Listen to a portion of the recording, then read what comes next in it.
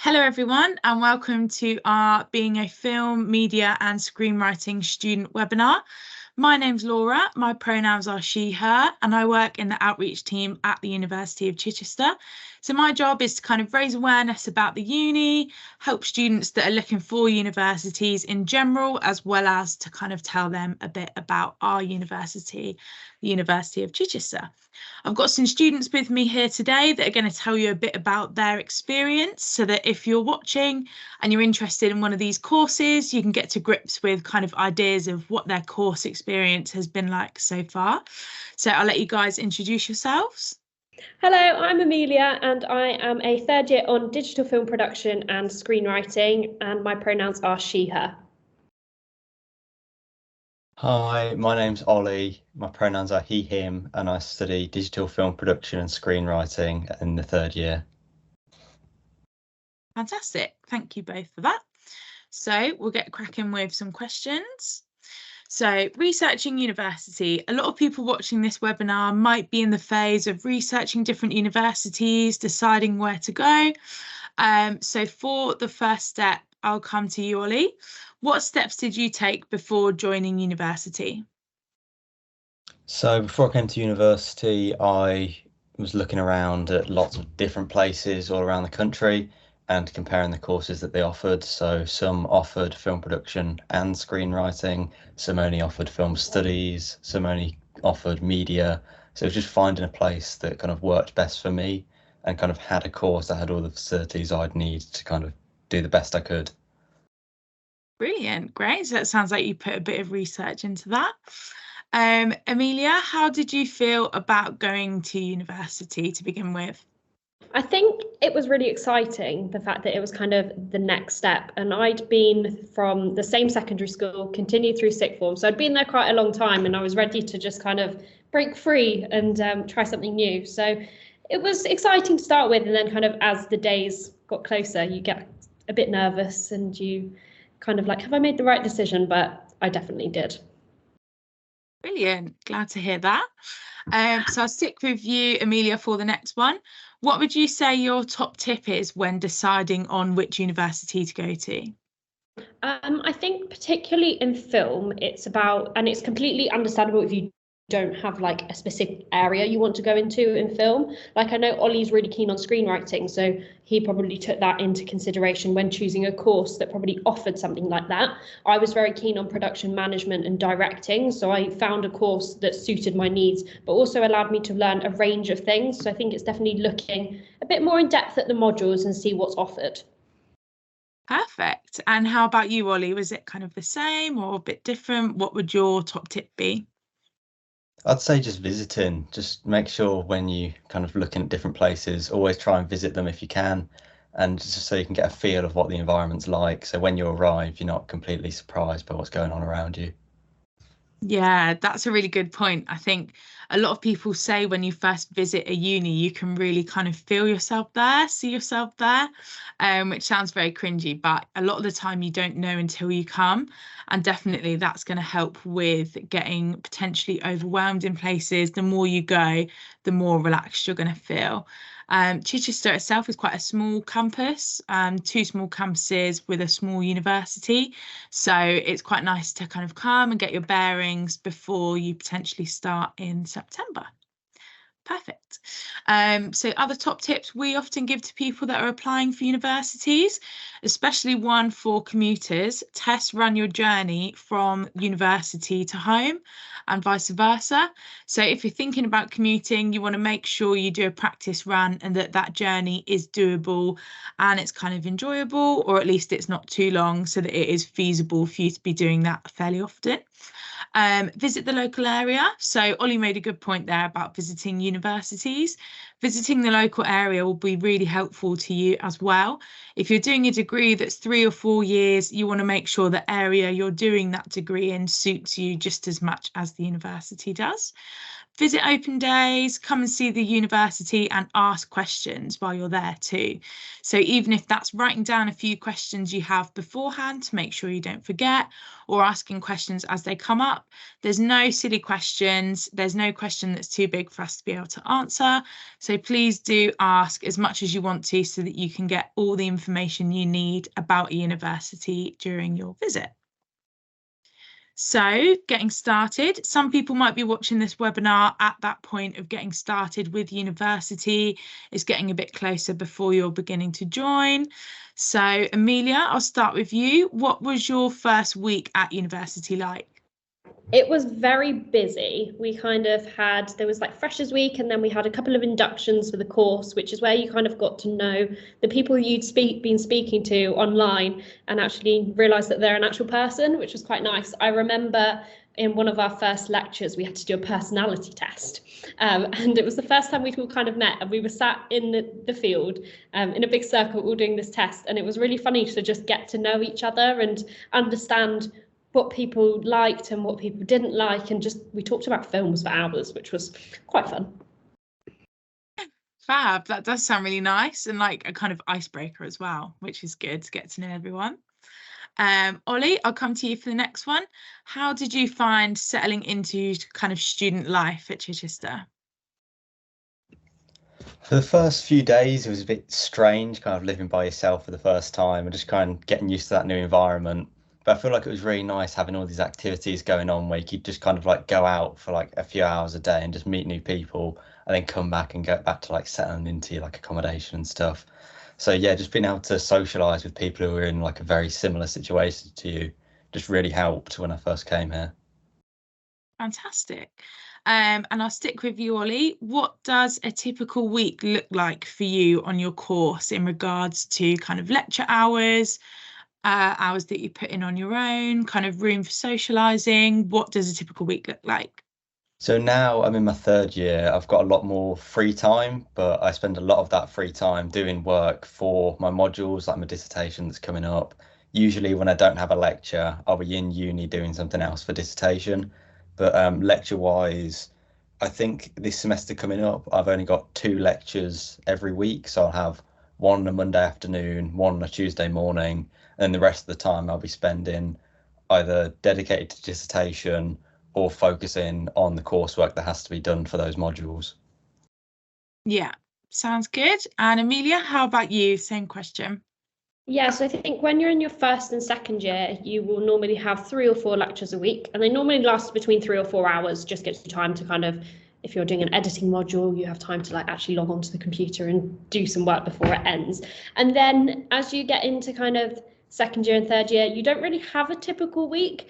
You kind of have your lectures, and then you could spend hours in an edit suite, or you could be out on location filming stuff. And we quite like the variety. So instead of having the same week every week, it's completely different, which is really nice because it keeps you engaged and you sort of get to know people on your course as well. Great. Yeah, I can imagine that's nice with it being quite varied and doing different bits and bobs. That's good to hear. So when people are thinking about coming to university, it's completely natural that there are going to be some worries and concerns. Part of our job today is to maybe lessen some of those concerns that you might have, or give you more of an idea about some of the concerns. So, for example, some people might be worried about living in halls and making friends. One of our kind of top tips we have is to bring a doorstop with you. So if you're not the kind of person that feels comfortable going up to people and starting a conversation, having like a doorstop, keeping your room open might promote people coming in and kind of having a chat when you're up for that. People worried about looking after money. I'll talk more about support we have later on, but we do have the student money service at university. So they'll be able to help you with things like budgeting. There's always kind of different pots of money and bursaries for people in specific situations. So never worry too much about how you're going to cope with things like that. University is always a great time to start learning how to budget your money if it's the first time you're doing it. I think for a lot of students, it is kind of the first time they will be completely responsible for their own money. So really nice way to learn how you navigate that kind of situation. Coping with workload. So as our students have said already, there's enough hours in the week to do your lectures and then to work on your projects as well. So you're never going to be thrown in the deep end and not have enough time to do different bits and bobs. And again, it can kind of teach you that new skill of time management and kind of allowing yourself to have time for all the different bits and bobs that you need. So one big concern people might have if you're thinking of living at university is generally moving away from home and making friends. I know both our students here today did live in student accommodation. So Amelia, I'll come to you. How did you feel about moving away from home? I hadn't really been away from, like, apart from going on like holiday or school trips for like a week or so, I knew this was going to be like my longest period of time away from home. And I come from quite a small village, so everyone knew everyone. So it was quite difficult. But when I came here, it was kind of the same energy because it was such a small uni. Everyone did know everyone, so it just kind of immediately felt like home. And then everyone else is in the same boat, even if they're commuting and they live down the road. Everyone's got that experience of experiencing uni for the first time. So you all kind of huddle together and you pull through, which is quite nice. Yeah, definitely. That's one really important thing to know. And I'm glad you said that, is everyone is in the same boat, whether that's commuting, living in accommodation, whether that's sort of fresh out of college, more mature students, everyone is coming to university for potentially the first time or starting a new year. So there's always that you can relate to with other people. So you're all going through the same kind of thing together, which is just always a kind of calming thought, I think. Ollie, I'll come to you for the next question. How did you feel about making new friends and meeting new people when you were coming to university? When I first arrived, I was very kind of nervous about meeting new people. Like I didn't really know how to kind of engage in those conversations and meet people and kind of build friendships that way. But it all ended up just happening naturally through like the freshers fair or like meeting people on the bus or just kind of through lectures or through my halls, just meeting people who I live with and just kind of getting to know them over like the first few weeks I was here. So all that stuff just kind of happened naturally without me really having to think about it consciously much, which was really nice. Brilliant. Yeah. And I think that might be one of the perks about Chichester being a slightly smaller university as well, is that it's an environment that's less kind of pressuring. You can just naturally kind of form those relationships. You start bumping into people around campus, maybe people you live with, maybe people on the same commute. So yeah, there's never any pressure to sort of really put yourself out there, or you can put yourself out there as much as you like. Either way, you will naturally start to kind of form those friendships, which is really nice. So we mentioned before, a concern for some people might be kind of coping with exams, essays, or assignments in general. So we've got a few questions here that might put some people's mind at ease about those sorts of things. Amelia, I'll come to you first. What types of assessments do you typically have on your course? So being quite a practical course, a lot of our assessments are actually like the films that we make. And then the kind of theory base behind it is more reflections on what you've done. And so, okay, we've made this short 5-minute film, for example. Okay, what was my role? How did I do it? And what can I do better next time? So in terms of like the assessments, they're more reflective rather than being straight theory, which is nice because all our theory is done practically. Yeah, great. And Ollie, how do you tend to prepare for these assessments? So normally it's all about teamwork. So just asking other people on your course, so hey, how have you structured this? Or what are you talking about in this section? Or what are you doing for this edit? And it's just kind of getting their help. So it kind of encourages this community feel where everyone kind of has the same goal to work towards. And then it's all about making sure everyone can get the best grade possible. Yeah, I can imagine, especially with you guys, it'd be very kind of teamwork orientated. And that's nice that you're gaining those transferable skills while you've also got things like editing skills or directorial skills. So that's nice. But yeah, so it's nice that there's a couple of different ways that you can kind of prepare for different assessments. Amelia, I'll come back to you. How often do you guys have assessments on your course? So assessments happen at the end of every semester, and you normally have one assessment per module. So we currently do 4 modules a semester.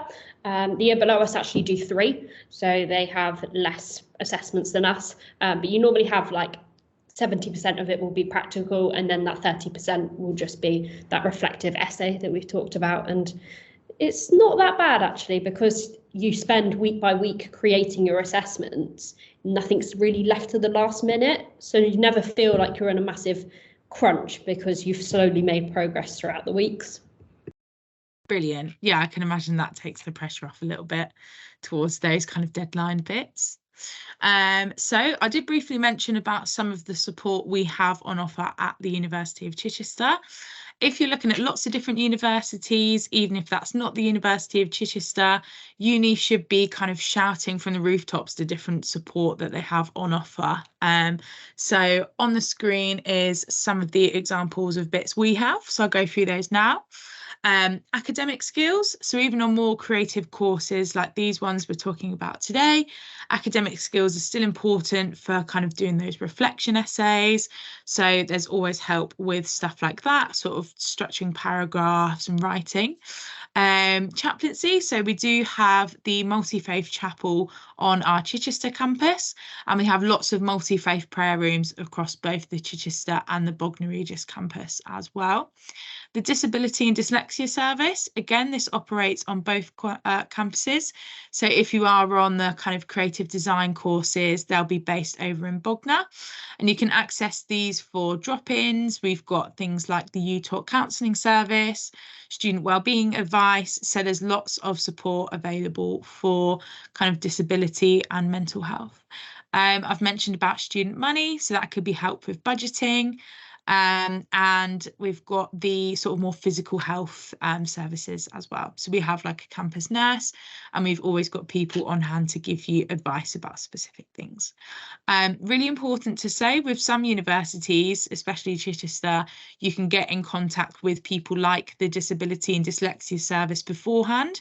If you know that there's specific things you might need accommodations for, then even before you've chosen what university you go to, some like Chichester will allow you to sort of come in, have a chat, so that not only we can tell you how we can help, but you can tell us how you'd like to be supported as well, because that is just important. So yeah, if you're having a look at different universities, make sure you do kind of delve in to have a look at what support is on offer for you.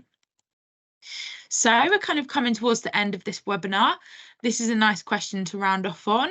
Ollie, I'll come to you first. What would you say to someone considering studying film, media, or screenwriting? If you're a creative person, it's just it'll be such a you course to be able to just have assessments where you're judged on your creative skills and your ability to work with other people. It's brilliant being a creative person who can just use their skills and learn new skills, surrounded by people who all have the same kind of goals as you and all want to create new stuff and be part of projects and fun activities that you can do both in course or extracurricular. And it's just a really fun course, and if you have an interest in it, I'd highly recommend checking it out. Amazing. And Amelia, what would you say? Buy a big coat and some fluffy socks, because you will end up filming in the freezing cold at the middle of the night or in the middle of January. But also, I would say jump at every opportunity. So wherever you go to do film, media, or screenwriting, there will be first years, there'll be second years, there'll be third years making projects. Jump in the projects for your own year, but also you will benefit and you'll learn so much by working with the year above. And it might be scary at first, and you might think, oh, no, I don't want to do that. They know so much more than me. But I worked on a couple of dissertations last year, and I learned so much just from being in that on-set environment. So really jump at every opportunity, even if it's scary. Fantastic. Brilliant. Thank you both so much. I've got sum up your time so far, but I feel like you two have both done that really nicely over the webinar already. So if anyone watching has any questions, we've got a couple of contact links up on screen. So the outreach team that I work for, the email for that is outreach@chi.ac.uk, Chi spelt CHI. We also have a study here inbox as well for anyone wondering about open days, taster sessions, things like that. And that is studyhere@chi.ac.uk.